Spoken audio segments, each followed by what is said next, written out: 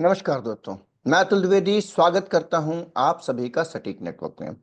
आगे बढ़ने से पहले आप सभी से एक छोटी सी अपील कि अगर आपको हमारे वीडियोस पसंद आते हैं तो कृपया हमारे वीडियोस को लाइक करें और चैनल को सब्सक्राइब करें।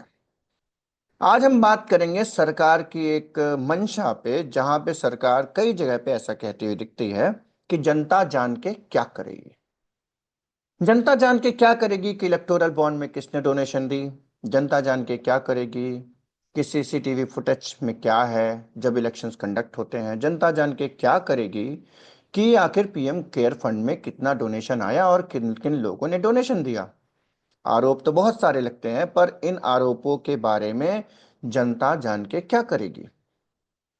इस बात को आपको समझना होगा कि जब इलेक्टोरल बॉन्ड की बात हुई थी तो उस समय पे भी कई सारे नियमों को बदल करके इलेक्टोरल बॉन्ड स्कीम लाई गई थी, जिसमें कंपनीज एक्ट को भी बदला गया था, जिसमें एक लिमिट थी कि कोई भी कंपनी प्रॉफिट में होनी चाहिए और वो अपने प्रॉफिट का सिर्फ 7% ही दान दे सकती है। इस नियम को बदल करके लाया गया था।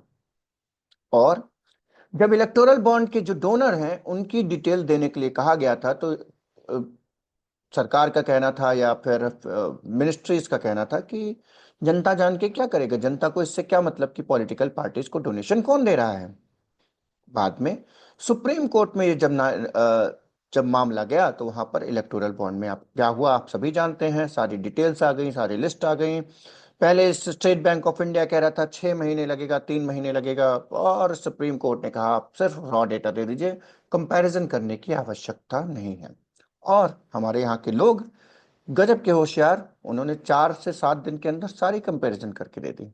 एसबीआई को यही काम करने में 3 महीने लगने वाले थे, जिनके पास वो डेटा था, और यहाँ पर लोगों ने उसे कुछ महीनों में ही करके दिखा दिया। कुछ, सॉरी माफ कीजिए, कुछ दिनों में। अगली बात पे चलते हैं, जहां पर पीएम केयर फंड। पहले एक प्रधानमंत्री की एक योजना है, प्रधानमंत्री रिलीफ फंड करके एक फंड हुआ करता था, लेकिन अचानक से कोविड के दौरान पीएम केयर फंड आया। अब पीएम केयर फंड की बात ऐसी होगी, जब प्रधानमंत्री रिलीफ फंड है ऑलरेडी, पीएम रिलीफ फंड है ऑलरेडी, तो उस समय पे आपने पीएम केयर फंड क्यों लॉन्च किया। पीएम केयर फंड में जो भी डोनेशन जाती है वो एक तरीके से थर्ड पार्टी की तरह है, और उस पीएम केयर फंड में जितना भी पैसा जाता है या कितने पैसा आया, कितना उसने डोनेशन मिला, उसमें किसने डोनेशन दिया, इसकी कोई भी जानकारी आरटीआई के दायरे से बाहर है, ऐसा दिल्ली हाई कोर्ट में सरकार ने कहा है। बात करते हैं नए मामले के विषय में, जहां पर इलेक्टोरल इलेक्शंस के से जुड़े एक मामले में दिसंबर 10 2024 को पंजाब हरियाणा कोर्ट ने एक आदेश दिया था इलेक्शन कमीशन को कि जितने भी हरियाणा इलेक्शन से जुड़ी हुई जितनी भी जानकारी है, वीडियोग्राफी एविडेंस है, वो महमूद चाचा जो एक सुप्रीम कोर्ट के वकील हैं, बड़े वकील हैं, उनकी रिक्वेस्ट पर उन्हें मुहैया कराया जाए। अब इसके बाद हुआ यूं कि होना तो क्या चाहिए था कि उन्हें वो एविडेंस दे देने चाहिए थे, या फिर जो भी डॉक्यूमेंट्स थे, वीडियोग्राफी एविडेंस थे, वो सारी चीजें उन्हें मुहैया कराई जानी चाहिए थी। अगर इलेक्शन कमीशन ईमानदार है, अगर इलेक्शन कमीशन के पास में कोई भी चीज ऐसी नहीं जिसे उसे छिपाना चाहिए, तो इलेक्शन कमीशन ये सारी इंफॉर्मेशन दे सकता था। लेकिन आप यहां पर देखेंगे कि इलेक्शन कमीशन जो है तो सरकार से गुजारिश करता है कि वीडियो ग्राफिक या इलेक्ट्रॉनिक एविडेंस सबमिट अगर कोई राजनीतिक पार्टी या जो उम्मीदवार था, उसके अलावा आम जनता में से कोई आकर के अगर इस इंफॉर्मेशन को मांगने की कोशिश करता है तो उसको वो इंफॉर्मेशन नहीं दी जाएगी। ऐसा नियमों में बदलाव किया गया। मतलब मैं और आप अगर जाएंगे तो इलेक्शन कमीशन कह देगा कि हम ये इंफॉर्मेशन नहीं देंगे, जबकि अगर कोई उम्मीदवार जो वो चुनाव लड़ा है और वो हार गया, जीत गया, जो भी है, उसके बाद अगर वो मांगेगा तो उसे वो इंफॉर्मेशन दी जाएगी। ऐसा नियमों में बदलाव किया गया। अब आप भी जानते हैं कि कई बार जो है तो कैंडिडेट्स जो होते हैं, कैंडिडेट्स किसी वजह से कर रहे हैं, नहीं कर रहे हैं, इससे कोई हमें कोई फर्क नहीं पड़ता। लेकिन इलेक्शन कमीशन क्यों जो है तो पारदर्शिता से हटता जाना चाहता है, आखिर ये जो ट्रांसपेरेंसी है उसके खिलाफ क्यों है। हम सरकार को लगातार देख रहे हैं, कई सारे मामलों में इस तरीके से या तो आरटीआई की जो क्वेरीज हैं वो बहुत कम होते होती जा रही हैं, या तो अगर होती भी हैं तो उनमें रिस्पॉन्सेस बहुत स्लो आते हैं, नहीं आते हैं, इस तरीके की चीजें हो रही हैं। अब चलते हैं राइट टू इंफॉर्मेशन। अगर आपको पता हो तो अरविंद केजरीवाल भी एक आरटीआई एक्टिविस्ट थे, ठीक है।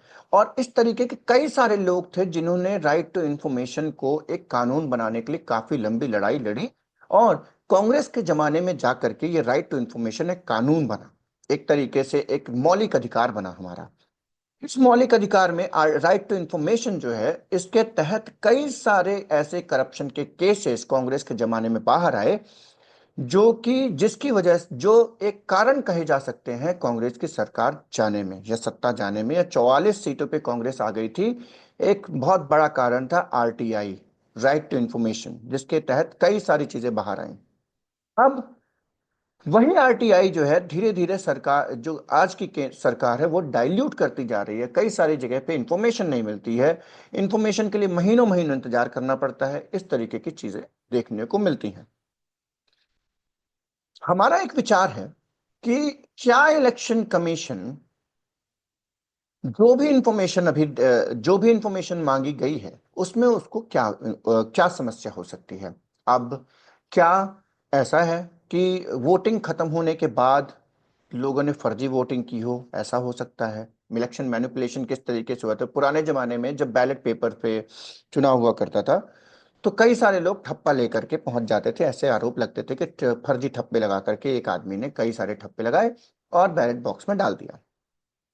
अब इस बात को समझने की कोशिश करते हैं कि आज के जमाने में ये चीज कैसे हो सकती है। ऐसा हो सकता है कि वोटिंग खत्म होने के बाद हो सकता है कि मशीनों में वो फर्जी वोटिंग उसी तरीके से हो रही हो जैसे बैलेट पेपर में होती थी, पहले ठप्पे लगा के होती थी, आज बटन दबा करके हो रही हो।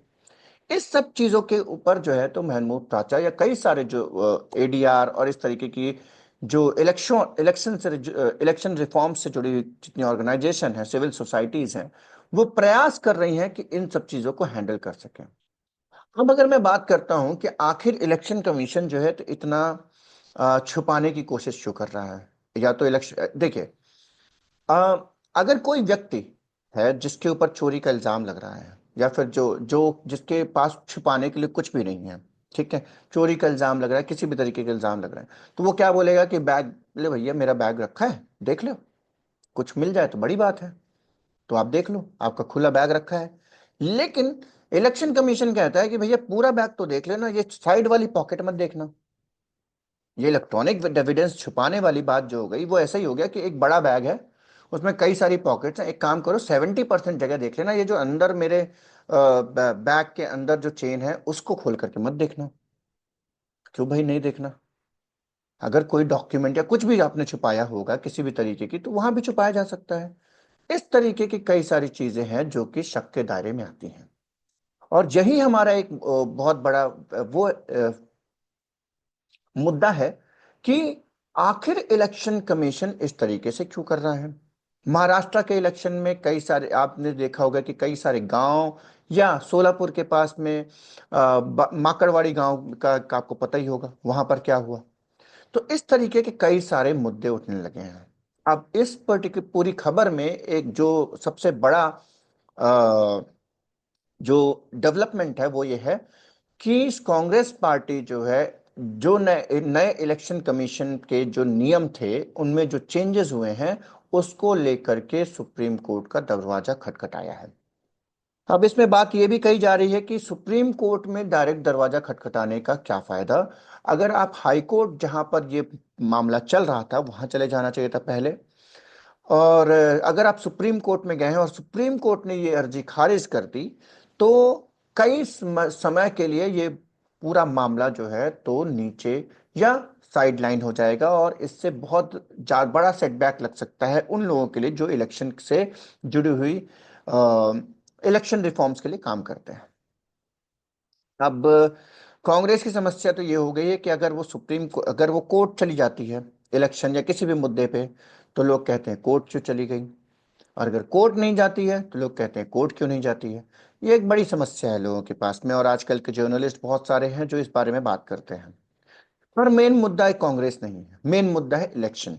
यहाँ पर एडीआर की रिपोर्ट जो कहती है कि 543 में से 538 कॉन्स्टिट्यूएंसीज में वोट पोल्ड और वोट काउंटेड में डिफरेंस है। मुद्दा है सीएसडीएस का वो सर्वे जहां पे 56% के आसपास लोग कहते हैं कि किसी न किसी तरीके से छोटी मोटी सही लेकिन इलेक्शन में ईवीएम में धांधली की जा सकती है। ये इलेक्शन और इलेक्शन कमीशन की साख जो है ऑल टाइम लो पे है। पिछले कई सालों से अगर देखा जाए, टीएन सेशन का लोग नाम याद रखते हैं, जो कि बहुत ही अच्छे चुनाव आयुक्त माना जाता है। और उनके जमाने में तो नेता भी जो है तो टीएन सेशन से डरते थे। हमें उम्मीद है कि शायद वो भी एक ऐसे व्यक्ति हैं जिन्हें भारत रत्न मिल सकता है। बहुत ही जबरदस्त वो व्यक्ति थे और उनका दबदबा हुआ करता था। तो इस तरीके के इलेक्शन कमीशन हमने देखे हैं और आज का इलेक्शन कमीशन तो शेरो शायरी में विश्वास रखता है। अपने मन के पत्रकारों को किस तरीके से बुलाया जाता है इसका भी कोई जानकारी नहीं है ज्यादा।